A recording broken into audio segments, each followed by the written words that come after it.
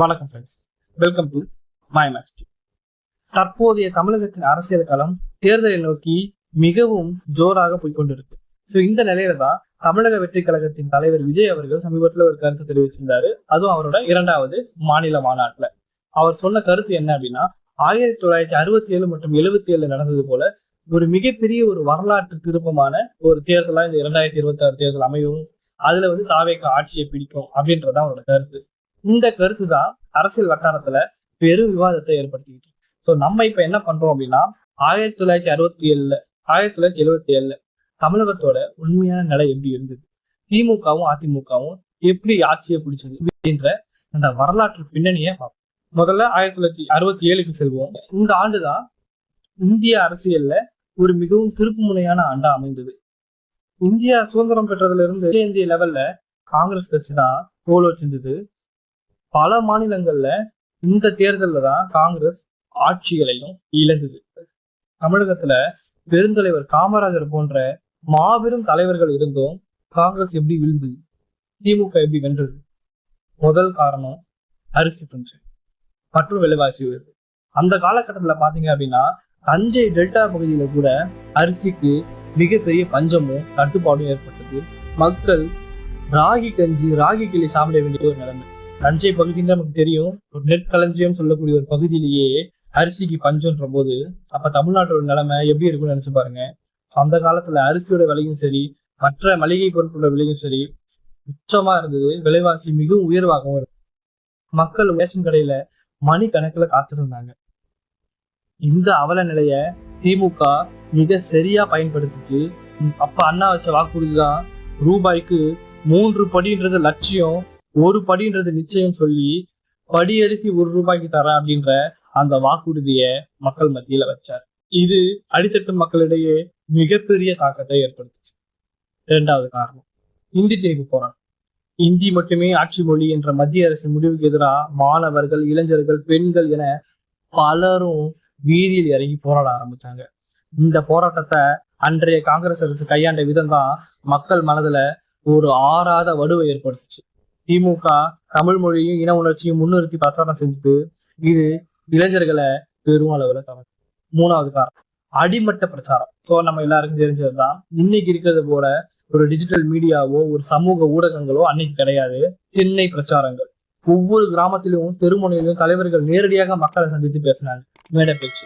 அண்ணா, கலைஞர், நாவலர் நெடுஞ்செழியன் போன்றவர்கள் அனல் பெருக்கும் மேடை பேச்சு மக்களை கட்டி போட்டுச்சு. கலைத்துறையில பாத்தீங்கன்னா சினிமா, நாடகம், எழுத்து என அனைத்து மூலமாகவும் திராவிட கொள்கைகள் மக்களிடம் டைரக்டாவே கொண்டு செல்லப்பட்டுச்சு. சுவர்ல கரித்துண்டால் எழுதுவது, அடி வாங்குவது, உதை வாங்குவது, சிறை செல்வது என ஒவ்வொரு தொண்டனோட அர்ப்பணிப்பும் அந்த வெற்றியில இருந்தது. ஆக 1967 திமுக வெற்றி பெற்றது ஒரு சாதாரண வெற்றி இல்லை, பல ஆண்டுகால கள போராட்டத்திற்கு பிறகும் கிடைத்த பிரம்மாண்டமான வெற்றி. இப்போ 1977க்கு வரும். திமுக ஆட்சிக்கு வந்த 10 ஆண்டுகளில் அவர்களிடமிருந்து பிரிந்து சென்ற எம்ஜிஆர் தலைமையிலான அதிமுக எப்படி ஆட்சியை பிடிச்சது, அது எப்படி சாத்தியமாச்சுன்றத. முதல் காரணம் திமுக மீதான அதிருப்தி. அண்ணா மறைவுக்கு பிறகு கலைஞரின் தலைமையிலான திமுக ஆட்சி மீது சில அதிருப்திகள் உருவாக தொடங்குச்சு. குறிப்பா ஊழல் குற்றச்சாட்டுகள் பெரும் அதிர்வலைகளை ஏற்படுத்தது. 2வது காரணம் எம்ஜிஆரோட மக்கள் செல்வாக்கு. எம்ஜிஆர் சினிமாவின் மூலமா தன்னை ஒரு ஏழையின் பாதுகாவலனாகவும் சமூக நீதி போராளியாகவும் மக்கள் மனசுல ஒரு மிக ஆழமாக பதிந்திருந்தார். 1972 திமுக நீக்கப்பட்ட போது மக்கள் அதை தங்கள் வீட்டு பிள்ளைக்கு இழைக்கப்பட்ட அநீதியா பார்த்தாங்க.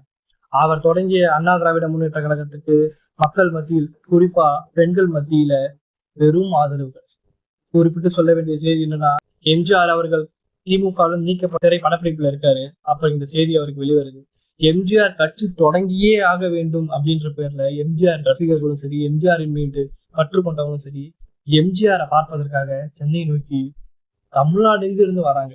சோ எம்ஜிஆரை கிட்டத்தட்ட ஒரு நெருக்கடி சூழலுக்கே உருவாக்குது. என்ன அப்படின்னா, கட்சி தொடங்கியே ஆகணும், நம்ம திமுகவை எதிர்த்தாகணும்ன்ற ஒரு மிகப்பெரிய நிலைமை எம்ஜிஆர் உருவாக்கி. சொல்ல போனா இப்ப விஜய் சொல்ற மாதிரி நான் கட்சி ஆரம்பிச்சுட்டு 1.5 வருஷத்துல ஜெயிப்பேன்னு எம்ஜிஆர் சொல்லு. எம்ஜிஆரை கட்சி துவங்க வச்சதே எம்ஜிஆரின் தொண்டர்களும் எம்ஜிஆரின் ரசிகர்களும் சொல்லலாம். ஸோ அப்படிப்பட்ட எம்ஜிஆர் அவர்கள் கட்சி தொடங்குறாரு. அதன் பின்னர் பாத்தீங்க அப்படின்னா 1975 எமர்ஜென்சி பீரியட். எம்ஜிஆரின் வெற்றி என்பது திமுகவின் மீதான அதிருப்தி மற்றும் அவர்களால் அசைக்க முடியாத மக்கள் செல்வாங்க. எம்ஜிஆரோட பிளஸ் பாயிண்ட் என்னன்னா அவரோட ரசிகர்கள் தான். சரி, விஜயின் ஒப்பீடு எந்த அளவுக்கு பொருந்தும்? ஒரு சாமானியின் பார்வையிலிருந்து இது பார்த்தோம்னா இது முழுக்க முழுக்க ஒரு அபத்தமான வாதமாக தான் இருக்கும். கலா யதார்த்தம் அன்னைக்கு பாத்தீங்க அப்படின்னா மக்கள் செய்தியை தெரிஞ்சுக்கொள்ள செய்தித்தாள்களும் வானொலியில வர செய்திகளுக்காகவும் தான் காத்திருந்தாங்க. ஆனா இன்னைக்கு ஒவ்வொரு கையிலுமே ஒரு உலகமே இருக்கு. டிஜிட்டல் மீடியாவின் தாக்கம் மிக பெரியதாகவும் இருக்கு. 1967 அரிசி பஞ்சம், மொழி போர் போன்ற மக்களின் வாழ்வாதார பிரச்சனைகள் பிரதானமா இருந்தது. 1977 ஊழல் மற்றும் தனிநபர் குற்றச்சாட்டு முக்கியமான பிரச்சனைகள் அங்க முக்கிய பங்கா வகிச்சது. இன்னைக்கு பாத்தீங்கன்னா வேலையில்லா திண்டாட்டம், பொருளாதார ஏற்றத்தாழ்வு, நீட் போன்ற கல்வி பிரச்சனைகள் என இளைஞர்கள் சந்திக்கும் சவால்கள் வேறு மாதிரியானது இருக்கு. இன்னைக்கு பாத்தீங்க அப்படின்னா இந்த 2 திராவிட கட்சியுமே ஒரு மிகவும் வலிமையான கட்டமைப்புல தான் இருக்கு. விஜய் என்ன பண்ணலாம்? சக மனிதனா, ஒரு ஓட்டு போடக்கூடிய ஒரு வாக்காளனா, வரலாற்று பாடங்களை எல்லாம் படிக்கலாம். ஆனா மீண்டும் நிகழ்த்துவது அப்படின்றது மிகவும் கடினமான விஷயம். நம்ம இன்னும் முன்னோக்கி வந்துட்டோம். இன்னைக்கு காலத்தோட பிரச்சனை வேற. சோ விஜய் அது நோக்கி குறிப்பா பேசு. சமீபமான 10 ஆண்டுகள்ல நடந்த திமுக மற்றும் அதிமுக ஆட்சியோட குறைகளை சுட்டி காட்டி பேசலாம்.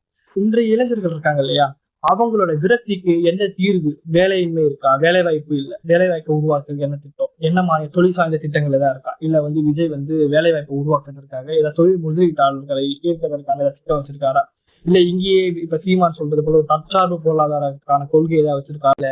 மக்கள் சார்ந்த நலப்பணிகள் சார்ந்த அதுக்கான தீர்வுகளை விஜய் கொண்டு வரும். ஏன்னா விஜய் கூட ஏகப்பட்ட IAFS, IRS, AFS ஆபீசர் எல்லாமே வச்சிருக்காங்க. மிகவும் மெத்த படித்தவர்கள்லாம் இருக்காங்க. சோ இன்னுமே பிம்ப அரசியலே கொண்டு நான் உங்க விஜய் வரேன் அப்படின்ற இந்த பிம்ப அரசியலுக்கு மக்கள் ஒருபோதும் வாக்களிக்க மாட்டாங்க. மக்களுக்கு தேவை ஒரு தலைவன், அவன் கொடுக்கக்கூடிய தீர்வு மட்டும்தான். தீர்வுக்கான அரசியல் பாதையை விஜய் தேர்ந்தெடுத்தா மட்டும்தான் தேர்தல் அரசியல்ல களம் காண்பதற்கான ஒரு ஆயத்தமா இருக்கு. பழமைகளை பேசலாம், தப்பு கிடையாது. அதை நமக்கு பூரிப்பு ஏற்படுத்தும், புல்லரிக்க வைக்கும், நம்ம உணர்ச்சியை பொங்க வைக்கும், ஓகே. ஆனா புதுமையை நோக்கி நம்ம போகும்போது புதிய திட்டங்கள், புதிய கொள்கைகள், புதிய தரவுகள் எவ்வளவோ இருக்குங்க. அதை பேசலாம். ஏன்னா இப்ப சமீபத்துல நடந்த ஒரு ஆணவ படுகொலை, அதை பத்தி பேசிருக்கலாம்.